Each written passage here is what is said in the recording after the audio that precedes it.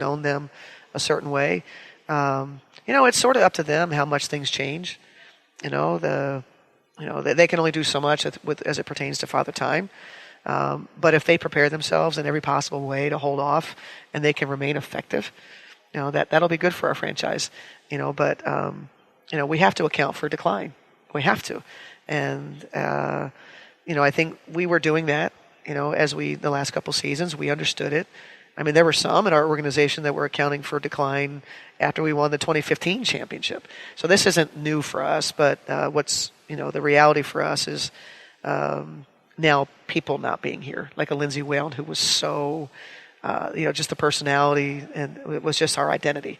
So that in and of itself, if we don't do anything else, that change in and of itself is going to be very, very different for all of us, and how it feels. It's going to take us some time to get used to that as we move into the next season, and we start getting on the practice court, and we start traveling in all those places that Lindsay was, impactful to the team and our personality, and so there'll be a transition, for sure. And but with regard to Simone and Rebecca, I don't, if Rebecca still wants to play. These are players that will always have a place on our team. Their role might change. But we believe in, the kind of what they've earned to be a part of this franchise, and their skill set is such that we can find ways to have them be beneficial to what we do on the court. Our friend Lori Ramsey runs Successful Marketing Group. You can find all of her work at successfulmarketinggroup.com. I've had a bunch of meetings with her lately talking about my business, the businesses she's helped. And what you should know is Successful Marketing Group is passionately committed to the small and medium-sized business, helping them get found, get customers, and build dreams. As a business owner or an awesome manager, you strive to help more people while building a successful business. But marketing today is overwhelming and confusing. Successful Marketing Group can help you understand your problems and truly wants to help you reach your goals and build your dreams, providing digital marketing packages with proven results to dominate Google and capture new customers. Go to successfulmarketinggroup.com/Cheryl Reeve. All of a sudden, you're a promo code. That's pretty cool. Yeah, how about that? That's pretty cool. successfulmarketinggroup.com/Cheryl Reeve and get a free 45-minute audit and action plan. Again, successfulmarketinggroup.com/ why am I having trouble with the word slash today? /Cheryl Reeve. I think you got the point by now.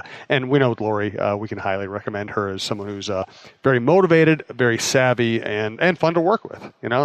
That's the cool thing about doing the shows. I've met so many cool people that I love working with.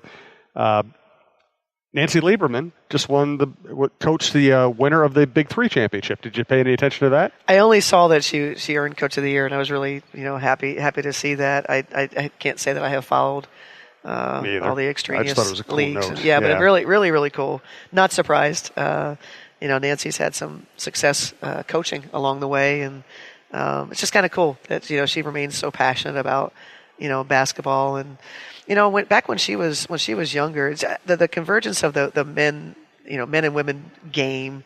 Ann Myers, did it many years ago, where she was a part of a tryout. And when I was coming up as a younger person, I was in South Jersey. Nancy Lieberman was a part of summer leagues, and we used to have a summer league down in Atlantic City. And I remember, she was a part of those. I remember hearing the name, and so she's always had a fondness, I think, of the men's side of it. And, obviously she was able to play a little bit in the WNBA. She coached a little bit in the WNBA.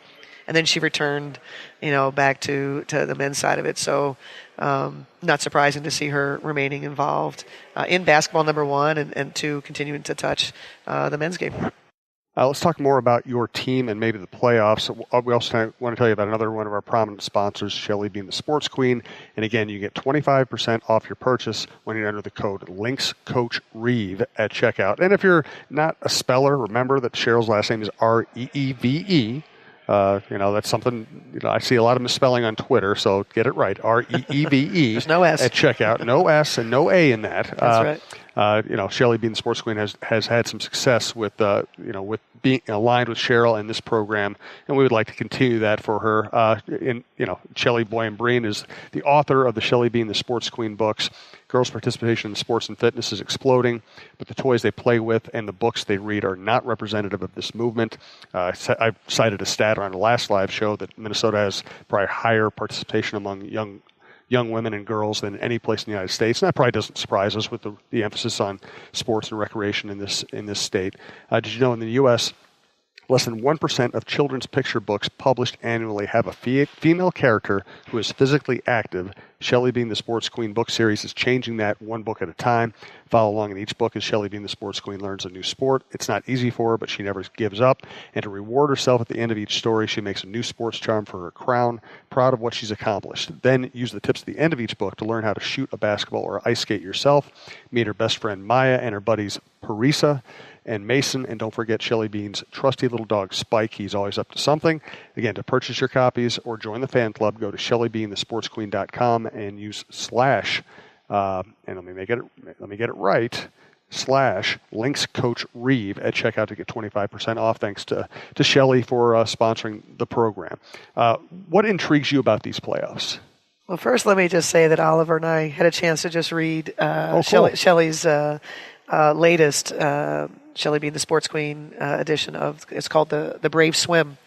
Oliver likes swimming, and so just 2 nights ago, we plopped down in bed and read the book, and he enjoyed it so much, and so just a shout out that and I love the tips at the end. I think that's really important, especially it's not just for the person reading it, but I think it's really good for a young, a 4-year-old, nearly a 4-year-old, and Oliver to hear things about what's important, and when you're at the pool, from a safety standpoint, and it was a good time. I asked him if he liked it, and he loved it. And I asked if he wanted to read more, and he said yeah. So we've got the whole collection, and just the representation that exists in the book series.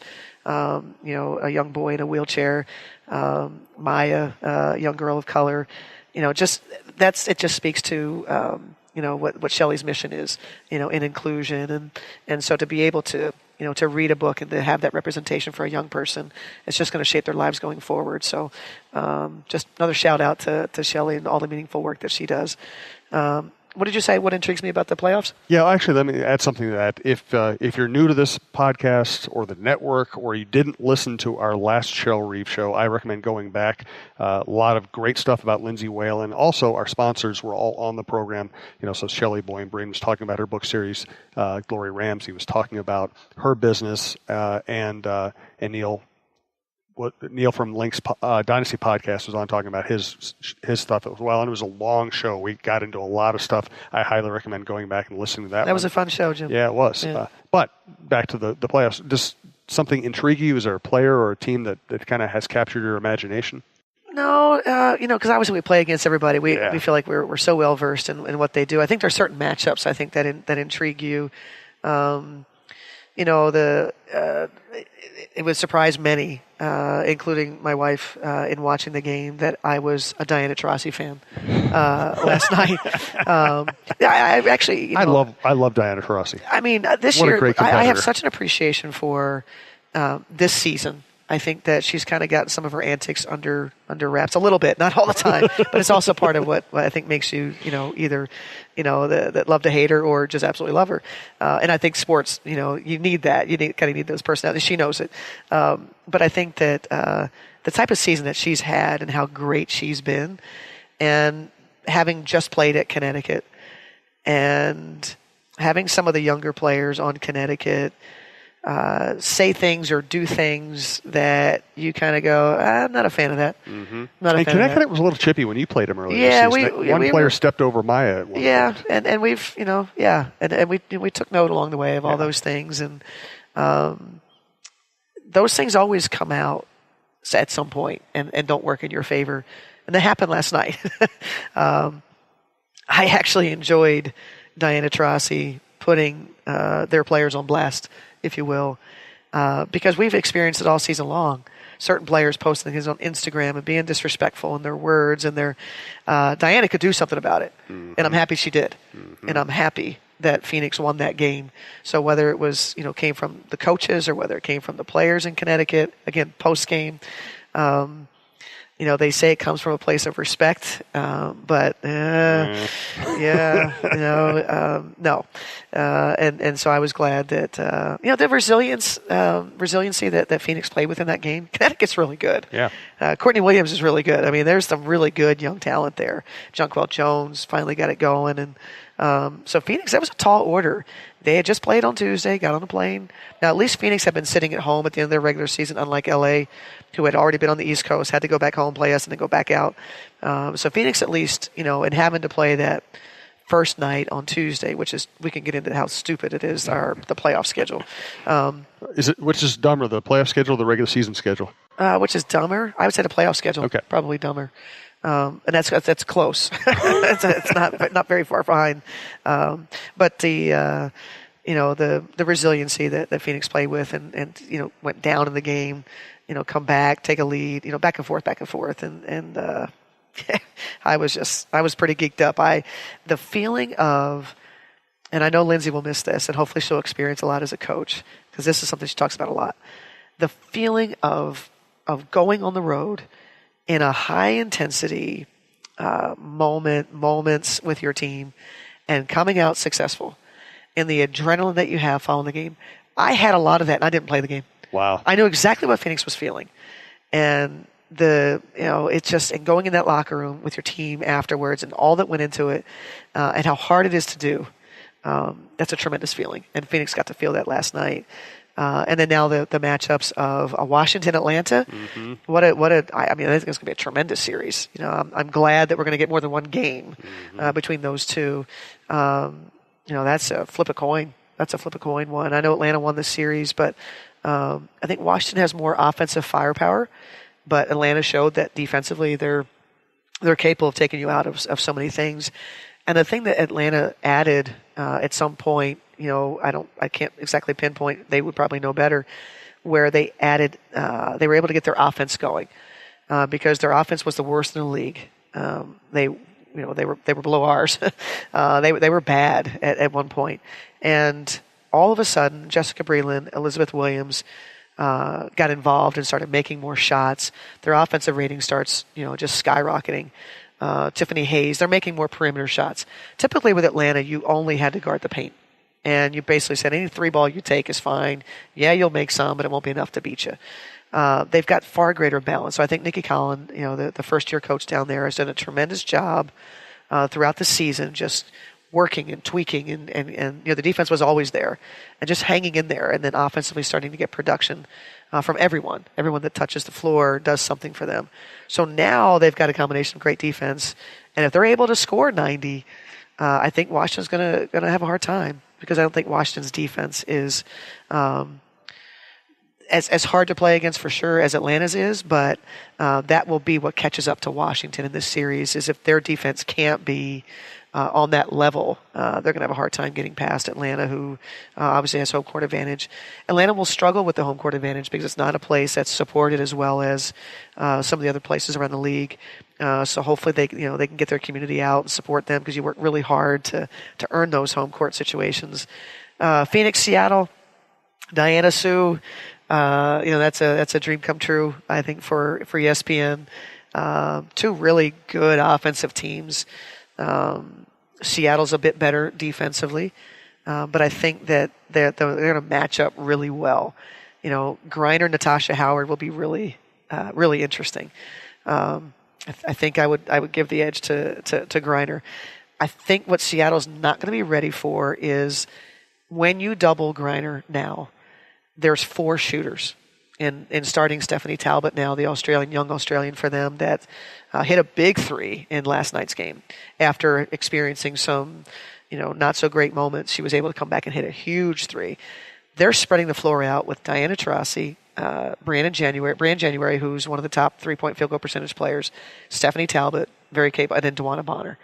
And so you go ahead and go double, and Griner's a hell of a passer. Yeah. So you're gonna have your hands full in rotations and closeouts, and then obviously Seattle is an offensive juggernaut.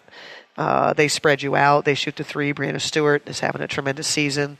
Natasha Howard is enjoying the freedom that she's getting off of, focusing on Sue Bird, Joel Lloyd, and Brianna Stewart, she's getting the nice freedom off pick and roll. Sue Bird is a tremendous passer in pick and roll. Stewart's a good passer in her high-low situations and finding Howard. I think Howard's going to find something different at the rim waiting for her than maybe what other teams have been able to pose.